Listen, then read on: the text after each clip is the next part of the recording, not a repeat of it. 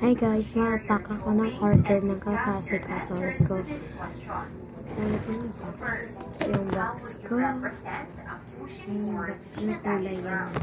Furnace. So, let's go. Second, can you identify situations in which forces are balanced or equal? How do you draw arrows for balance or equal forces? I-check pa na muna natin. Ito na guys. And what about a pulling force? Symbol ko lang. Pushing force. Draw an arrow pointing away from the object to show it is being pushed. Pulling force.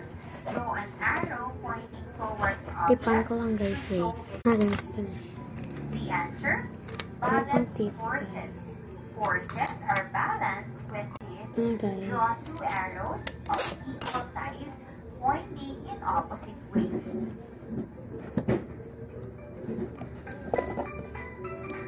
To deepen your understanding of forces, think about the different forces you encounter in your everyday life.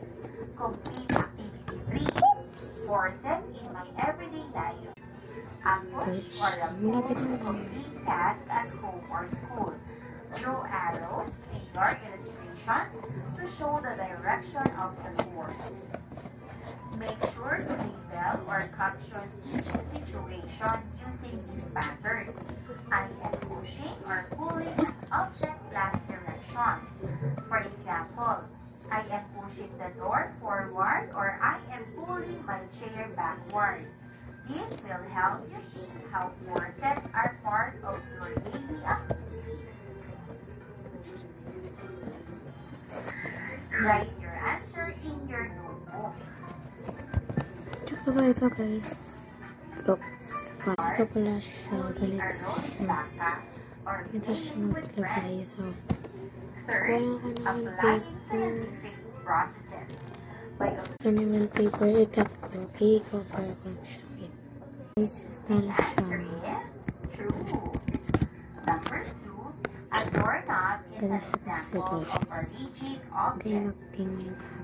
The answer is ito na siya. So, lagyan natin yung ano dun sa akin.